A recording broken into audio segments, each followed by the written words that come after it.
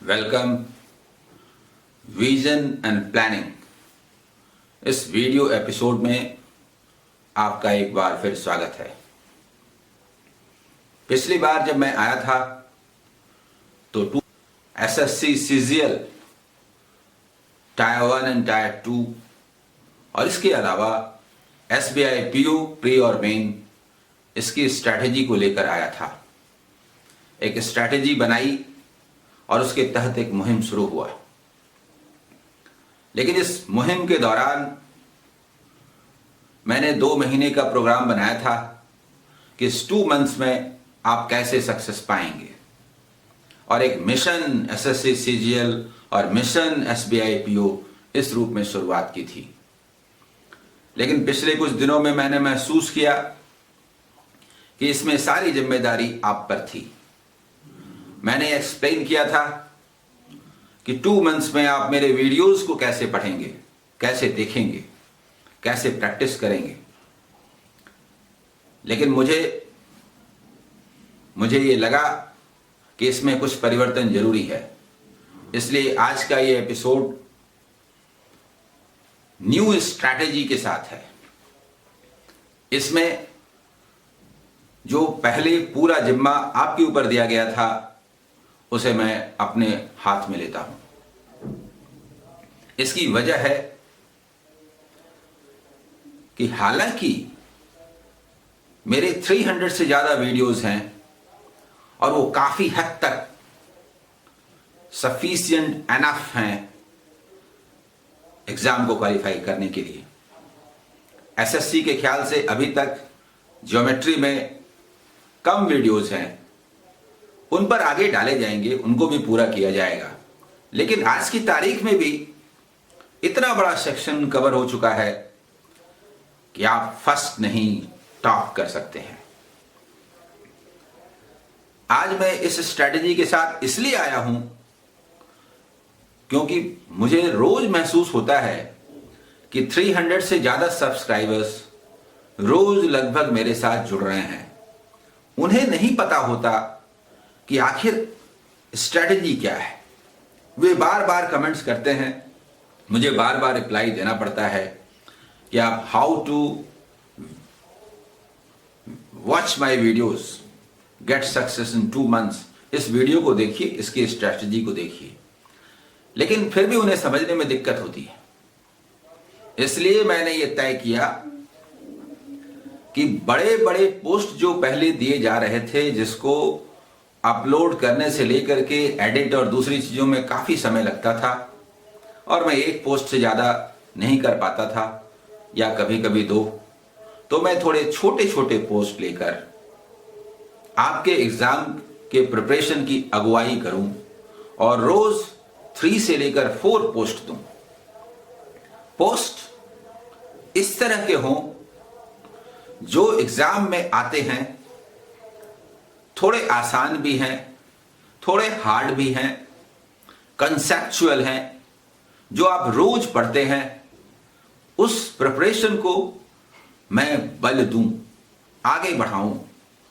छोटे छोटे 2-3 क्वेश्चंस के, अलग अलग चैप्टर्स के ढेर सारे पोस्ट आपके सामने आने चाहिए। इससे आपको पढ़ने का मन करेगा।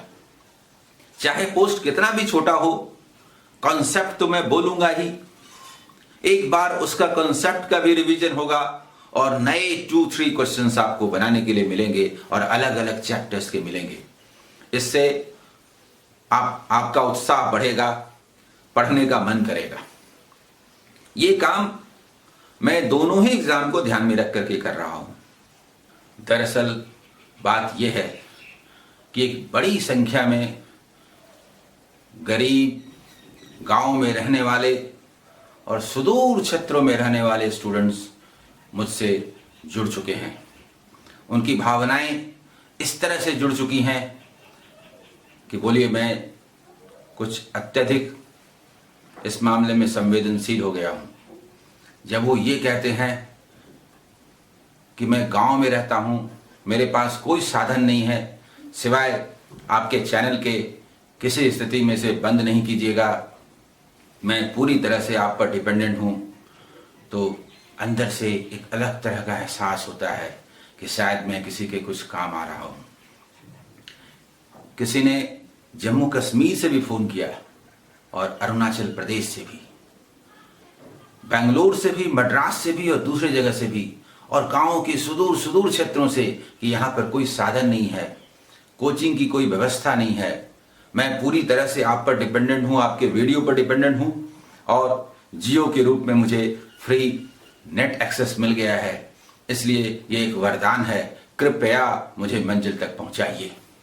ये मुझे प्रेरणा देता है और इसीलिए मैंने ये नई स्ट्रैटेजी अपनाने का निर्णय लिया कि मैं खुद उन्हें उस मंजिल तक पहुंचाऊंगा।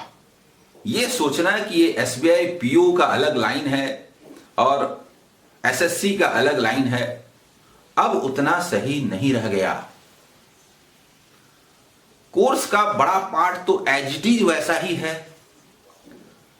डाटा इंटरप्रिटेशन या कैसलेट्स एसबीआई में काफी आते हैं, पर एसएससी में भी तो आते ही हैं। डाटा इंटरप्रिटेशन थोड़ा कम आते हैं। Geometry, algebra, number system SSC में ज्यादा आते हैं, लेकिन बैंक पीओ में भी तो आ ही रहे हैं।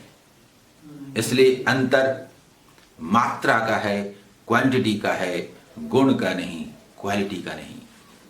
पढ़ना तो लगभग सब कुछ एक जैसा ही है जहां तक मैथमेटिक्स का सवाल है। मैं पोस्ट का चयन ऐसे करूंगा जो कभी स्पेशली बैंक पीओ में आए हुए होंगे और कभी वो एसएससी सीजीएल में आए हुए होंगे। आए हुए क्वेश्चंस ही मैं बनाऊंगा। मैं अगले 2 मंथ में एग्जाम देने तक इतना प्रिपरेशन करा देना चाहता हूं, इतना प्रैक्टिस करा देना चाहता हूं कि प्रैक्टिस पेपर तो छोड़िए, उसका तो मैं विरोध करता हूं। इवन बहुत ज्यादा मार्केट से कुछ लेकर के बनाने की जरूरत ही ना रह जाए। सिर्फ वीडियो देखें, उसके क्वेश्चन का प्रैक्टिस करें और आपको सक्सेस मिले। मेरे पास भी समय का अभाव है।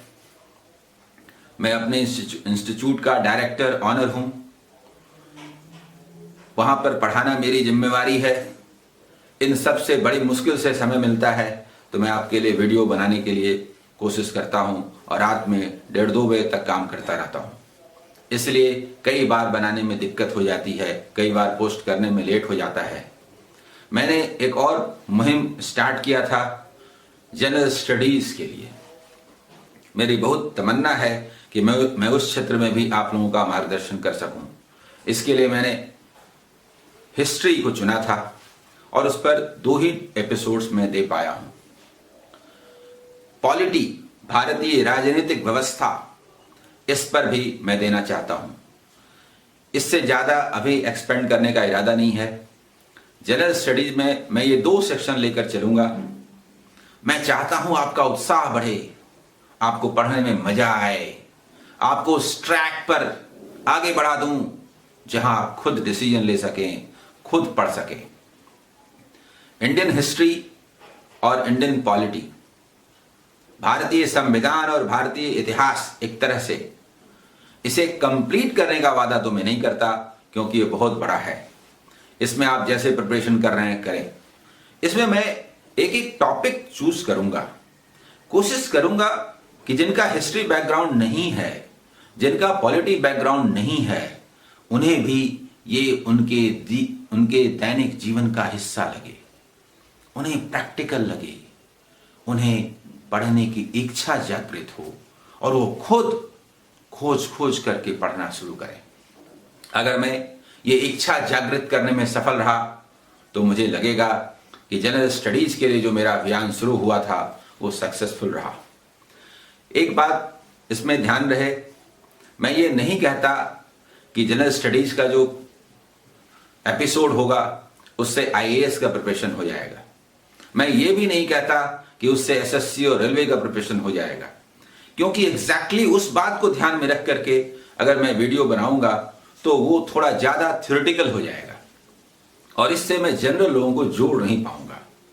आने वाले समय में स्पेशली आईएएस के लिए मैं हिस्ट्री और पॉलिटी दोनों में बनाऊंगा, लेकिन फिलहाल वो अभी समय दूर है। एसएससी और रेलवे, और सबसे बढ़कर के एक कॉमन मैन, एक कॉमन स्टूडेंट जो किसी भी फील्ड का हो, उसे सवाल सिर्फ पढ़ाई का नहीं है, उसे अपने भारतीय इतिहास, अपनी हिस्ट्री और अपनी वो राजनीतिक व्यवस्था, वो पॉलिटिकल सिस्टम को अवश्य समझना चाहिए जिसके अंतर्गत वो रहते हैं। एक अच्छा, जागरूक और आदर्श नागरिक बनने के लिए हिस्ट्री और ये पॉलिटिकल एनवायरनमेंट ये जानना बहुत जरूरी है। नहीं तो इवन गवर्नमेंट लोकपाल बिल लाएगी, उसमें क्या संशोधन होंगे इसका भी जवाब आप नहीं दे पाएंगे। बस हवा में राजनीतिक आधार पर गोलबंदी होती रहेगी। थ्योरेटिकल, प्रैक्टिकल, रियलिस्टिक अप्रोच, जनता के हित में, हमारे डेमोक्रेसी के हित में क्या है, ये आपको सोचने में दिक्कत होगी। इसलिए मैं अपने संवैधानिक वातावरण, अपने ऐतिहासिक वातावरण, इसे आपके सामने रखने का प्रयास करूंगा। फैक्चुअल रहेगा, इंटरेस्टिंग रहेगा, लगेगा कि हाँ ये एक एपिसोड है, इसमें हमें कुछ समझने को मिला, जानने को मिला, और इससे आपके अंदर वो उत्साह पैदा होगा कि आप खुद बुक्स पढ़ने लगेंगे, इंटरेस्ट ले लेके पढ़ने लगेंगे। एनसीईआरटी बुक से अच्छी किताबें कोई नहीं, उतना थ्योरेटिकल, उतना अच्छा कॉन्सेप्चुअल वो बुक, लेकिन दिक्कत है कि आपके अंदर अभी दिलचस्पी पैदा नहीं हुई। यदि मैंने वो दिलचस्पी पैदा कर दी या उसमें थोड़ा भी अपना योगदान दे सका तो मैं समझूंगा कि मेरा अभियान ये सफल रहा। और आप एनसीईआरटी बुक्स 9-10 लेवल का, और अगर यूपीएससी देना है तो 11 और 12 लेवल का आपको पढ़ना पड़ेगा, तभी जनरल स्टडीज पर कमांड हो सकता है। स्पेशली जो साइंस सेक्शन है वो 9-10 का, और history, geography, polity and economics ये अगर पढ़ना है तो 11 और 12 का पढ़िए, तब आपका आईएएस के लिए जो जनरल स्टडीज का सेक्शन है वो स्ट्रांग होगा, उस पर आने वाले टेस्ट क्वेश्चन को आप सॉल्व कर सकेंगे। जनरल स्टडीज में एसएससी, रेलवे आप देते हैं तो थोड़ा ज्यादा फैक्चुअल होता है, लेकिन फैक्ट्स ऐसे याद नहीं रहते जब तक फैक्ट्स का उसके वातावरण से, इन्वायरमेंट से संबंध स्थापित ना हो, वो याद नहीं रहेगा।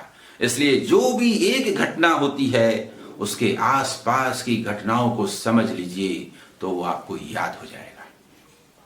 होता यह है कि किसी दिन की घटना आपको याद नहीं रहती। मैं आपसे ये कहता हूं, आपने लास्ट ईयर अपना बर्थडे मनाया था, वो तो आपको याद है, वो तो 365 डेज पहले हुआ था। क्यों याद है? क्योंकि बर्थडे के आसपास पार्टी हुई थी, लोग आए थे, वो सारा घटनाक्रम आपकी आंखों के सामने घूम जाता है। इसी तरह से इतिहास में भी, हिस्ट्री में भी और पॉलिटी में भी, या किसी भी सब्जेक्ट में ऐसा ही होना चाहिए। शहीद भगत सिंह, सुखदेव और राजगुरु को फांसी हुई थी। ये 23 मार्च 1931 की बात है। ये डेट तो याद ही नहीं रहेगा। याद कैसे नहीं रहेगा? याद तो रहेगा ही रहेगा। ये वही 23 मार्च 1931 है जिसमें फांसी हुई थी, और मार्च के फर्स्ट वीक में गांधी जी ने इरविन के साथ बातचीत में इस मुद्दे पर जोर नहीं दिया था। इसके कारण उन्होंने सविनय अवज्ञा आंदोलन को स्थगित करने का निर्णय नहीं लिया था। अगर उन्होंने ले लिया होता कि स्थगित नहीं करेंगे यदि आप इन्हें फांसी देंगे तो शायद इन्हें फांसी नहीं होती। और इसी का विरोध करने के लिए चेस्ट कांग्रेस का जो सेशन हुआ, कब? उसी मार्च लास्ट में कराची में, उसमें गांधी जी को काले झंडे दिखाए गए, जिंदगी में पहली और अंतिम बार। अगर ये घटनाक्रम आप जानते हैं तो सविनय अवज्ञा आंदोलन को वापस लिया जाना, मार्च 1931, उसके ठीक पहले गांधी का वायसराय के साथ वार्ता, उसके बाद तीनों की फांसी, और उसके बाद कराची अधिवेशन। अब आप बताइए, जो इन घटनाक्रम को समझेगा वो क्या भगत सिंह, सुखदेव, आजाद इसकी फांसी के डेट को भूल सकता है? यही जनरल स्टडीज पढ़ने का तरीका है। मैथमेटिक्स में भी अगर किसी सेक्शन में समस्या आती है, कोई चीज याद नहीं रहती, तो उससे जूझ जाइए, उसे बना डालिए, गलत ही सही, और फिर देखिए गलती कहाँ हुई है। आपको ये तो समझ में आएगा कि ये रास्ता गलत था, ये दिमाग में हमेशा के लिए बैठ जाएगा, और फिर जब सही रास्ते का पता चलेगा आप उसको कभी भूल नहीं पाएंगे। तो तैयारी में जुट जाइए, मैं आपका नेतृत्व करने के लिए तैयार हूं, और यदि पूरी डेडिकेशन के साथ आप इस प्रिपरेशन में भिड़ गए तो मुझे पूरा विश्वास है कि मैं आपको सफलता दिला के रहूंगा। All the best.